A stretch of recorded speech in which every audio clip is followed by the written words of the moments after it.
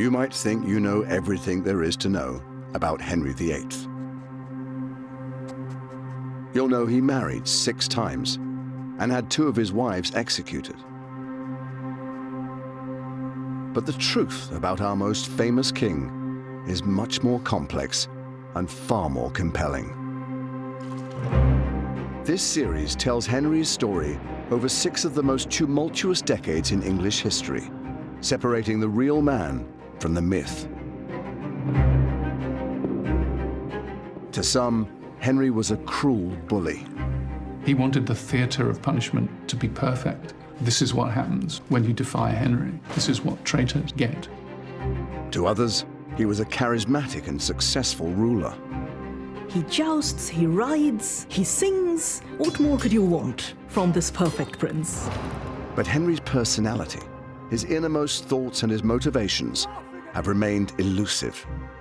When somebody is no longer useful to him, that's it, he cuts them out. It's almost pathological. Once Henry has his mind set on an idea, he will stick with it no matter the consequences. Now a team of Tudor experts have come together to investigate who the real Henry was. Here are Henry's insecurities written in black and white. They'll unearth never-before-seen documents, including some from the Vatican's archives.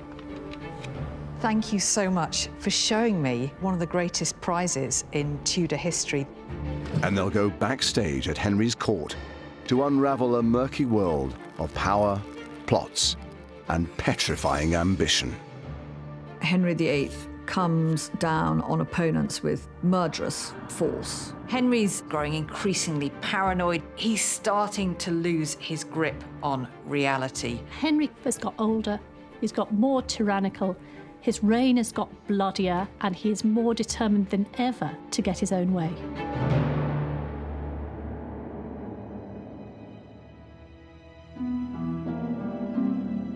Henry VIII is now 41 years old. His first wife, Catherine of Aragon, has failed to provide him with a longed-for son and heir. And he's becoming increasingly anxious about the future of his dynasty. He's banished Catherine from court and is embroiled in an attempt to divorce her and marry his long-term mistress, Anne Boleyn. The way in which Henry is treating the 2 women in his life could not be more different. On the one hand, you have this great chivalrous love play with Anne Boleyn, and on the other, there is the incredibly cruel, heartless rejection of Catherine of Aragon, the wife who served him loyally for more than 20 years. It's interesting to think what it was about Anne Boleyn that made her so attractive to Henry, but also so enigmatically attractive to so many people.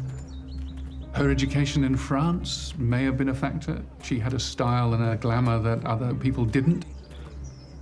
But also her intelligence, her ability to argue with scholars and theologians about religious and moral issues. Henry, the scholar who flattered himself as being the philosopher prince, saw in her, I think, a consort who shared some of those values. But as their relationship develops, Anne puts pressure on Henry by refusing to sleep with him until their wedding is in sight.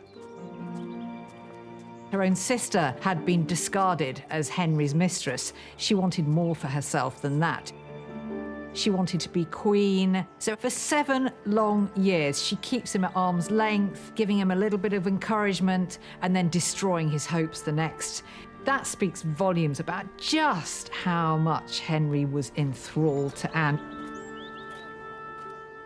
Henry's love letters reveal his obsession with Anne. They survive to this day and are held deep within the Vatican library. Regina, thank you so much for allowing us to film here and for showing me what has to be one of the greatest prizes in Tudor history. These are the original letters from Henry VIII to his great love, Anne Boleyn. You're very welcome, and we are happy to show people in Great Britain these documents are precious to you and to us, and precious for, I think, all mankind. Henry's letters are written in French, the language of courtly love, and are filled with romantic gestures. You can see there in French, "To my mistress," there at Mistress. the top of the page. He wishes.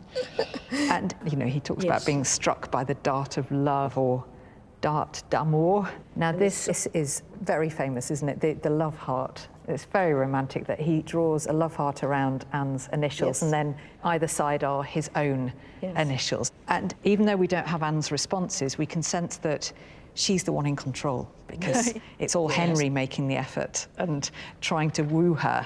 Yes. And she's remaining just out of reach, which I think was part of her genius, actually. The letters demonstrate just how desperate Henry is. The longer Anne holds him off, the more insecure he becomes. This is probably my favourite of the letters, because I think it's the most revealing of Henry's state of mind. You sense his insecurity in a way, because he talks of how he's been in a great agony since receiving Anne's last letter, not knowing how to interpret it. Here is a man who has showered his love with affection, with letters, with gifts. He's had very little back. One of the naughtiest letters in the whole collection is this one here, where you really get a sense of Henry's frustrated lust. He writes to Anne, "Wishing myself especially of an evening in my sweetheart's arms, whose pretty duckies or breasts I long to kiss." It's really quite saucy. Here's a man in torture through this unrequited love. Anne's not giving him much back. Henry doesn't know where he stands, and it's sending him crazy. Anne Boleyn's behaviour and the desire for a male heir have provoked Henry into making one of the most monumental decisions in English history: breaking with the Roman Catholic Church. Eventually, free from the Pope's authority, Henry divorces Catherine of Aragon and marries Anne Boleyn. But all of this comes at the highest imaginable price.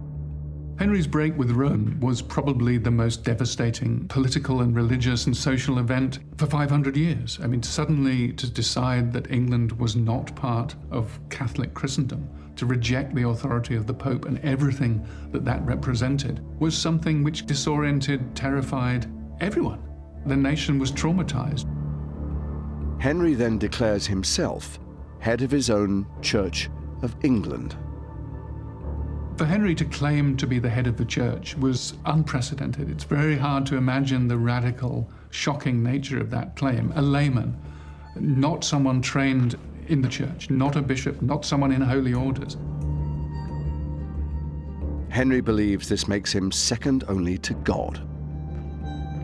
On the one hand, you need to have quite a big ego to deal with that.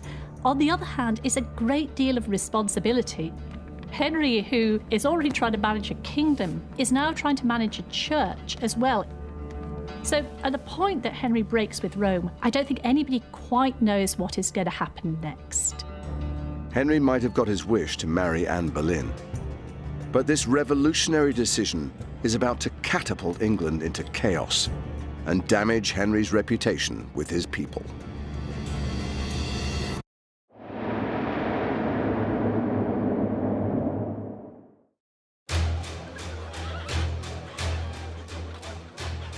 England is in turmoil after Henry's decision to break with Rome.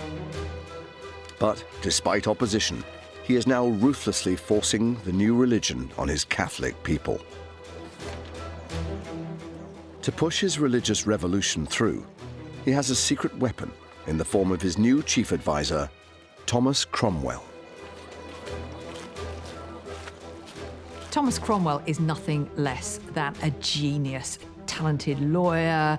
He's a property developer, a moneylender, a trader. But Cromwell is very different to the noblemen that Henry's surrounded by. Thomas Cromwell was the son of a lowly person in Putney, just down the river from London. And he had this unique ability to annoy people, particularly the rich nobility of Old England, who regarded him as a common upstart because he wasn't from the great and good families. Men like Cromwell owe everything to Henry's readiness to put them in place. So they really suit Henry because they're going to be loyal to him. Henry is really drawn to Cromwell. He's got a cheeky sense of humour. He's not afraid of Henry. And as a natural bully, Henry is actually rather disarmed by that. He was ruthless, ambitious, and quite happy to tread on anyone who got in his way.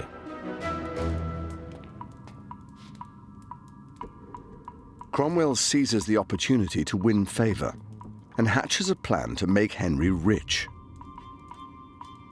He's worked out that England's monasteries possess millions of pounds in untapped wealth. Thomas Cromwell said, I'm going to make you rich, I'm going to dissolve all these monasteries, and it's all going to go straight into your pocket. Kings are always short of money, and that was music to Henry's ears. Henry wanted to be the richest king in Christendom. It's all about his image for Henry. He wants to have the most magnificent court, to put one over on his rivals, such as the King of France. I'm not sure Henry's greedy. I think that Henry feels that as king, it is his right to be in charge of everything. To justify this money-making scheme, Henry and Cromwell start a slanderous propaganda campaign against England's Catholic monasteries. If you're going to dissolve the monasteries, you have to have an excuse to do it. So Cromwell and his agents go around, they start drawing up lists of things that the monks and nuns are doing wrong. Monasteries were always controversial places. These were houses of celibate men living on their own, often in remote, inaccessible places. Who knew what they were doing? Protestant reformers are saying not only are these places of idolatry, but they're places of sexual sin. They're sodomites, they're superstitious, they're monsters. It's quite astonishing that the first piece of explicit legislation against sex between men comes in 1533, precisely in the context of this campaign. They find it useful to say, you know what's going on in these monasteries? All these monks are just buggering each other all day, all night. You know, this is why we need a crackdown. And so they use this not just to attack the monks, but to close down the institutions altogether. They say things have got so bad, they've all got to go. Under Henry's orders, hundreds of monasteries across the English countryside are pillaged and destroyed. Henry closed in the region of 563 monasteries. That's an enormous amount. These buildings had dominated the English landscape for centuries. They were almost like the social services of their day, fulfilling the role of hospitals, a charitable function. And so, of course, their loss had a huge impact on Henry's people. There's one report that suggests there's 20,000 monks and nuns wandering around the country homeless. That just gives you an indication of how much of a shake-up of society this was. Henry had pledged that all of the income from these religious houses would be invested in creating new, reformed religious establishments. He didn't keep his promise. He gave away a lot of the riches, a lot of the lands to his nobles, and he kept an awful lot for himself. 25 years into his reign, Henry has come close to destroying the Catholic Church in England and made a fortune in the process. But remarkably, in private, he's still clinging on to the traditional Catholic beliefs that he grew up with. There's a real contradiction in Henry's attitude towards the religious changes. While in public, he's outlawing all sorts of things, such as going to Mass. In private, that's exactly what he's doing. The Catholic Mass is at the heart of Henry's religious beliefs and really at the centre of his life, and he attends Mass every single day. We know he crept on his knees to the cross at Easter. These are, in the views of most Protestants, superstition. But Henry was convinced they weren't. Superstition were the things the other people did. These things were true belief because in his heart he was performing them in the right way. There is an enormous double standard with Henry. It's all very well for him to continue worshipping as he likes, but his people have to toe a different line. They have to be part of the new reformed religion. But Henry's religious hypocrisy is testing some of his closest friendships. To people like Thomas More. Thomas More's relationship with Henry VIII was as close to a friendship as a Tudor king could have. They argued long into the night. They talked about the latest works of philosophy and religion. They went up on the leads of the palaces and looked at the stars and talked about astronomy. They'd first met when Henry was just 8 years old, so More was a huge influence on Henry, and he rose and rose in Henry's service. He was Lord Chancellor of all England by the 1530s. But Thomas More was acutely religious, devout to the point of wearing a hair shirt under his clothes so that his flesh was mortified by the irritant. He would beat himself with a whip. I mean, these were the kind of extreme religious practices that the most reclusive Catholics would use. As a devout Catholic, Thomas More disagrees strongly with Henry's decision to break with the Roman Catholic Church. And he's not the only one. Growing numbers of people are speaking out against Henry's new regime. These voices of dissent play heavily on Henry's insecurities. Some outspoken priests in Middlesex said that Henry's private life resembled a pig wallowing and defiling itself. A nun makes these prophecies saying that she's seen a place reserved for him in hell.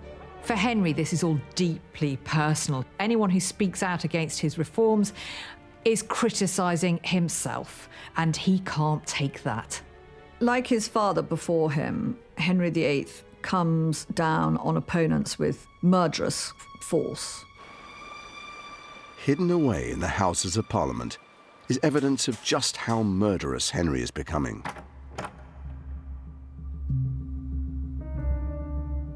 Here I am in the parliamentary archives looking at the 1534 Treason Act, one of the most extraordinary documents in Henry's reign. Here are Henry's neuroses, Henry's fears, Henry's insecurities, written in black and white. The 1534 Treason Act says it's now high treason to maliciously wish, will or desire, by words or writing, or by craft imagine, an attempt bodily harm against the king or the queen or their heirs apparent. This document says that it's now high treason to maliciously publish and pronounce by express writing or words that the king is a heretic, schismatic, tyrant, infidel, or usurper of the crown. The act is extraordinary because it's not only governing how people behave, but it's governing how they think and what they say. Henry VIII believed that as far as his subjects were concerned, you're either with him or against him. And if you were against him, you paid for it.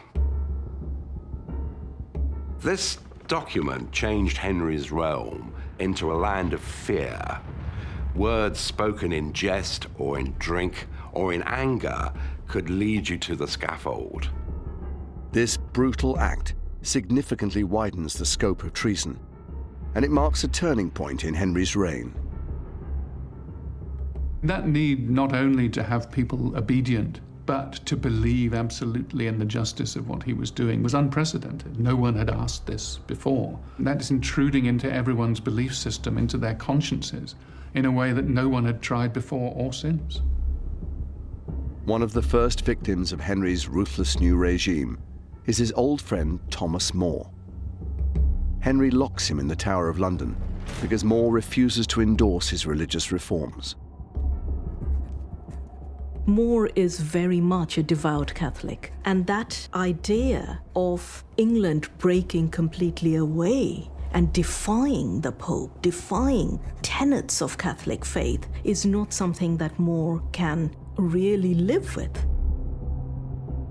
More remains in the Tower for a year, and during that year, Henry does everything he possibly can to persuade him. He even says to him, believe what you like in your heart, so long as in public you're with me.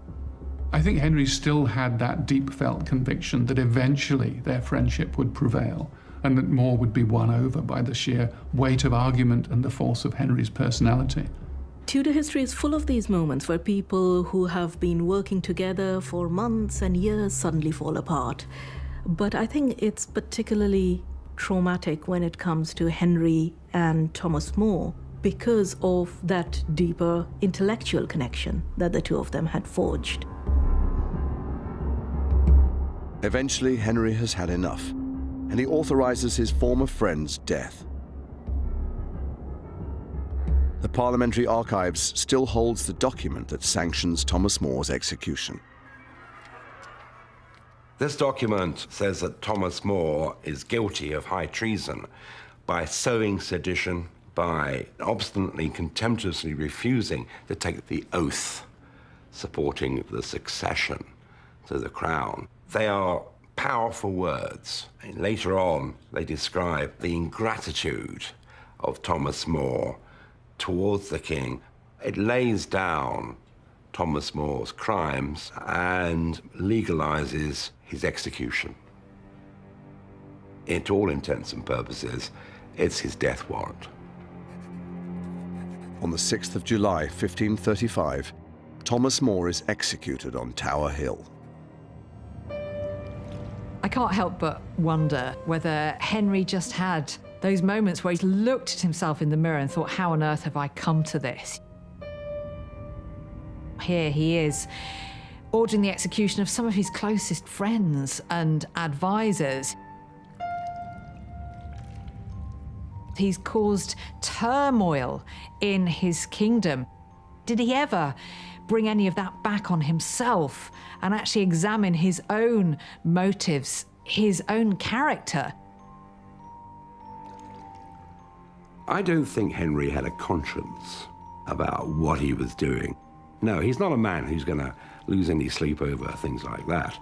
He has an objective which he wants to achieve, the continuation of the Tudor dynasty, and nothing or no one is going to stand in his way. He absolutely believed in the righteousness of his own conclusions, and that's what drove him through. There's definitely a sense at this point in Henry's reign that it's almost gathering a momentum of its own.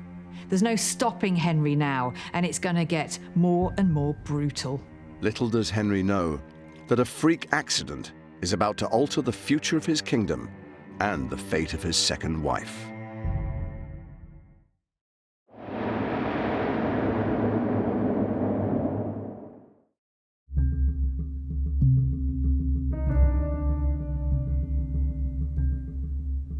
Henry VIII is now 44 years old, and his break with the Roman Catholic Church is beginning to tarnish his reputation.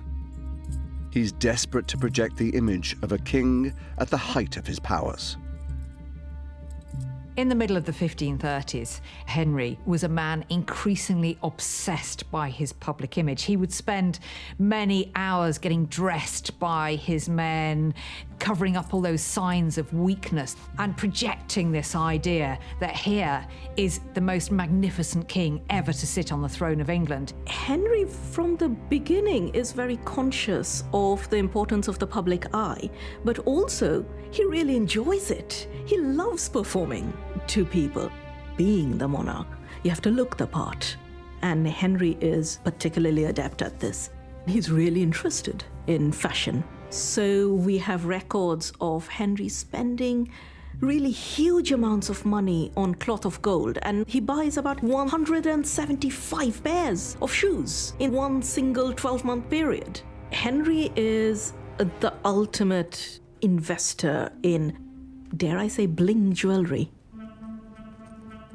But beneath the royal clothing is a king who is far more vulnerable than he looks. Concerned he's losing the love and respect of his people, Henry's propaganda machine goes into overdrive. Having broken with Rome, it was really important for Henry to win some hearts and minds if he's going to avoid a big rebellion. It involves a certain amount of PR effort using print, which is a pretty new technology, to produce lots of pamphlets and trying to win back some of that popular support. It's not easy to get a country to break away from a faith that it had as a part of its way of life for centuries beforehand. So that trauma of separating from the Catholic Church is something that Henry has to respond to directly.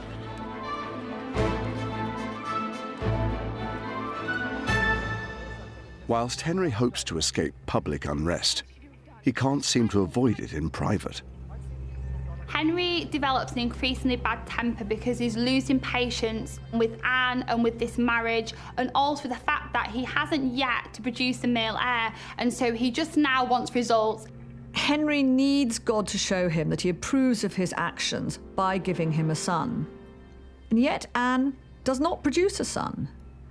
She has miscarriages. She has a daughter. It's as if his first marriage is just repeating itself. And that worries him. What's wrong about this marriage? Is this marriage cursed as well? As time went by, there were more reasons for them to dispute and argue with each other. Her inability to produce the male heir was the grumbling resentment, but also her commitment to religious reform, her willingness to argue with Henry. These things were things that over time became more annoying than attractive. The real turning point for Henry is when Anne accuses him in public of having an affair behind her back, and Henry is angered that she would dare question him in public about his behaviour. Henry responds to Anne by telling her that she needs to turn a blind eye to this behaviour as her betters had done, meaning Catherine of Aragon, and that he could unmake her just as quickly as he had raised her. There's another person causing trouble inside the royal marriage. Henry's advisor, Thomas Cromwell. Henry's court has become like a pressure cooker. So at the centre of this, we have Cromwell and Anne, who are each other's rivals and enemies. Anne has her own faction behind her, and Cromwell has his supporters. And we see in the court these two rival factions fighting for Henry's attention. Cromwell knew that Anne Boleyn was intent on having his head. So he was very keen to act against her, to strike first before he was attacked himself. Anne has an ace up her sleeve that she thinks will secure her position. She's pregnant. However, something is about to happen that will shake both Anne and Henry to the core. When Henry takes part in a jousting tournament, he falls from his horse. An account from the time reveals that the accident is so serious that Henry is knocked unconscious. There's a report by Dr. Pedro Ortiz, who is the imperial Spanish ambassador to the Vatican. He's picked up some gossip coming in from Francis I of France, who's no friend of Henry VIII. The French king had said that the King of England had fallen from his horse and had been for 2 hours without speaking. So here we have Henry lying on the ground, not speaking for 2 hours. I believe that horse rolled on him, it crushed him. He suffered some kind of traumatic brain injury. Recent research has demonstrated that such an injury can actually cause neuroendocrinal damage. People suffering from this very rare disorder become depressed, irritable, and very suspicious of everyone around them. In the latter years of Henry's reign, he was displaying all those symptoms. Henry's accident also has a dramatic effect on his wife, Anne Boleyn. What is absolutely certain is the shock of hearing that Henry had this accident caused Anne Boleyn to miscarry a male child. Queen Anne was brought to bed and delivered of a man-child before her time. It was said she took a fright. It was a 3-month-old fetus, male child, perfectly formed. And if the child had lived, it could have been Henry's longed-for male heir. The miscarriage is a personal disaster for Anne, because that possibility that the male heir was finally at last about to appear is taken away again, and she's damaged goods. After his accident, Henry becomes increasingly paranoid. And at court, things are now more dangerous for Anne Boleyn and Thomas Cromwell. There is a diplomatic letter which describes the English court as a nest of hissing snakes. There are eavesdroppers at every corner. Absolutely nobody is safe, from the Queen to the greatest statesman of the country. Around Easter 1536, we see a real shift now between the relationship of Cromwell and Henry. Henry calls out Cromwell in front of the whole court, publicly disgraces him, and this now puts Anne back on the chessboard, and so she's removed Cromwell, her rival, and once again she's the centre of Henry's world. Cromwell storms out, and the first thing he does is to start plotting to get rid of Anne. Cromwell has decided it's Anne or him, and it's going to be Anne. Secretly, Thomas Cromwell launches an investigation into Anne's behaviour. As soon as he's left court, Cromwell puts the word out that he's sick. But Cromwell is far from sick. He is using this 2-week absence as the perfect cover for him to start plotting the downfall of his archenemy, Anne Boleyn. Cromwell has this incredibly sophisticated network of spies and informants. Among his network are a number of ladies from the Queen's own household. Now, Anne isn't popular with her ladies. She's a fairly cruel mistress, so you might imagine how willing those ladies are to give Cromwell little tidbits of gossip, information that he can slowly craft into a case. One of the things about the early modern court is that it is based upon flirtation, and it's based upon the language of courtship. So at any point, those acts which could have been perfectly normal are reinterpretable as much more culpable. If you say you love the Queen, what do you mean? Cromwell began to find a lot of evidence of people saying inappropriate things.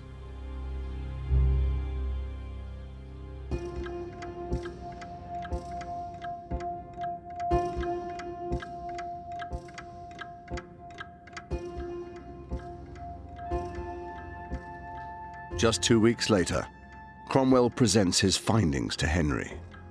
When Cromwell had to go and tell Henry what he'd discovered, it must have been the most terrifying moment of his political career. To say that the king's wife, his queen, was adulterous, I mean, that's not news you can slip in a list of other things as you're going through the morning's business. Cromwell's evidence accuses Anne of conducting an affair behind her husband's back with not one, but 5 men, including her own brother. To be the King of England and to be told that your queen is betraying you sexually is not something that you can lightly brush off. He had to take control of that, and he took control of it with a ruthless passion, a rage that meant that it had to be driven through, that there was no escape. This is a man not in denial, but in manic acceptance of the charge. And I think that's what drives the process from there on in. When he wanted something to be true, it became true. And this was absolutely the case now with his second wife's infidelity, because her real failure, let's be honest about it, was not giving Henry a son. That was the only way she'd let him down. I don't believe she was guilty for one moment of anything else. But Henry needed her out. And of course, this was all too convenient. In the archives of the British Library is a letter that provides a glimpse into Henry's mind during this time, as well as the man manipulating him, Thomas Cromwell. This is a letter by Thomas Cromwell written in May 1536, at the height of the controversy surrounding Anne Boleyn.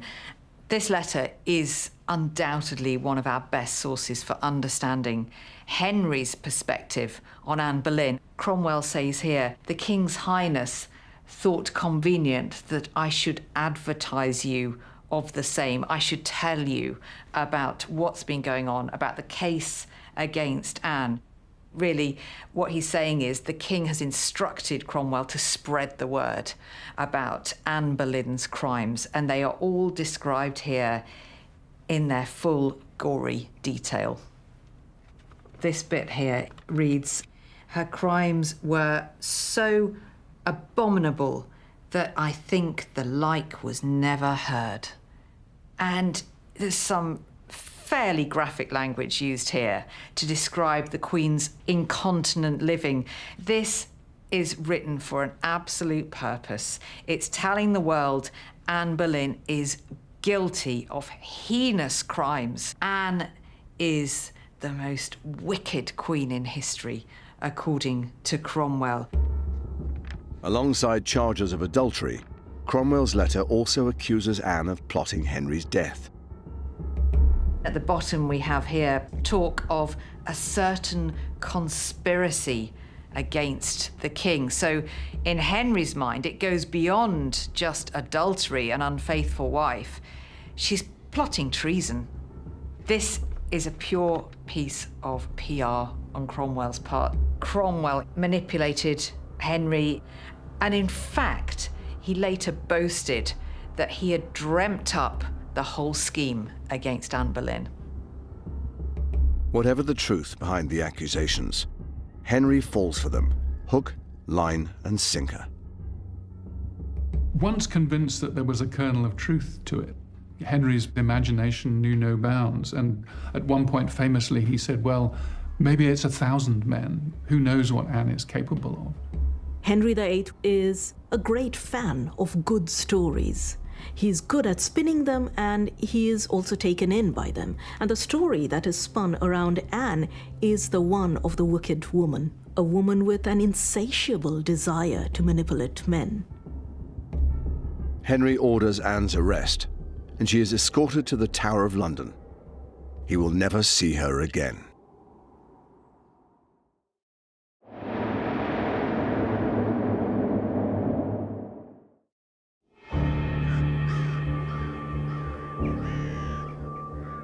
As Anne Boleyn awaits her trial in the Tower of London, reports suggest that Henry VIII is becoming mentally imbalanced. The Spanish ambassador reported that Henry had collapsed in tears about Anne Boleyn's downfall. Henry VIII was always an extraordinarily emotional man. Tears were never far from the surface. Tears of joy, tears of grief.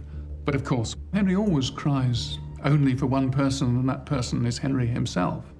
For Tudor men, not being able to control your wife is really seen as the cardinal sin and the biggest flaw against your masculinity. I'm sure that Henry did believe Anne was guilty because it was convenient for him to believe that Anne was guilty. And it made him right. He was the good person, she was the bad person. While Anne is under lock and key, the investigation into her infidelities ramps up. This letter was written by Sir William Kingston, who was Anne's jailer at the Tower. And Kingston had been set upon Anne as a spy by Henry. Henry wanted to know her every move, her every word. Kingston reports this overheard conversation between Anne and Henry. Norris was actually one of the gentlemen who served the king, but he was also a great favourite with Anne and stood accused of adultery with her. Anne asks Norris why he would tarry before getting married. Why is he waiting to get married? And she says the following throwaway remark, "Did he look for dead men's shoes?" Effectively, she's kind of teasing Norris, saying, are you waiting for the king to die so that you can marry me? The fact that such a throwaway remark, harmless in itself, was enough to condemn a Queen of England shows you just how febrile the atmosphere was at Henry's court. The king himself was growing increasingly paranoid. He's starting to lose his grip on reality. And that is all reflected here in this piece of evidence against Anne. Based on this evidence, Anne is tried for treason and quickly found guilty, as are the 5 men accused of sleeping with her. Henry does not attend Anne's trial, but he is heavily involved in the plans for her execution. So Henry spends hours poring over the details of the scaffold, how exactly she is going to die. And he decides that he's going to have her beheaded with a sword rather than with the traditional axe. The only woman in English history ever to be beheaded this way.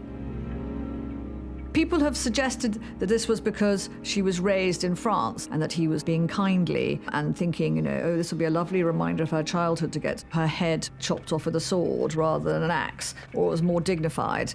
I don't think that's true at all. I think Henry was thinking about Henry, not about Anne. He wanted the theatre of punishment to be perfect. He wanted the execution to be exemplary. This is what happens when you defy Henry. This is what traitors get.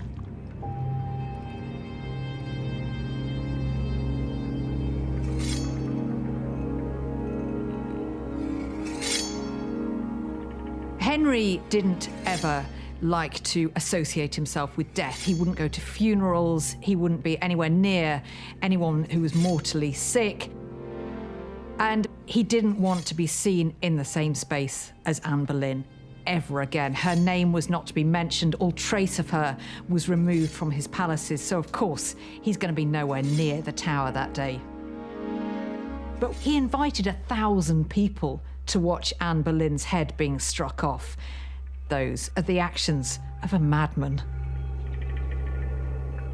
On the morning of the 19th of May, 1536, Anne Boleyn is executed. But Henry has already lined up his next wife. The speed with which Henry moves on to wife number 3, Jane Seymour, is deeply disturbing, really. The very next day, they are betrothed. They're married 10 days later. Now, that is fast, even by Henry's standards. He needs to get cracking because, you know, he needs to have a son and he needs to live long enough for that son to grow to adulthood. So he's not going to waste time, you know, pretending to mourn a woman who's betrayed him. The following year, Jane Seymour is able to give him what his 2 previous wives have not: a healthy son and heir to the throne. Tragically, Jane herself dies only 2 weeks after the birth, leaving Henry once more alone.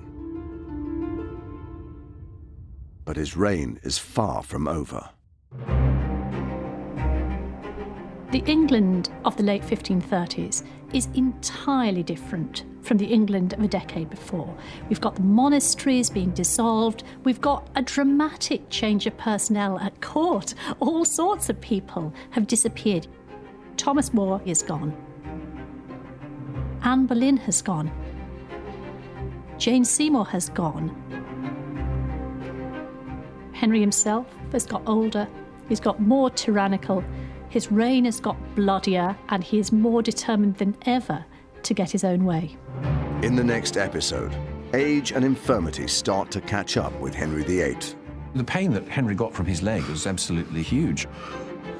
When the leg was really bad, he could turn black in the face and just sort of lie still, hardly able to speak. And he turns on his closest advisor.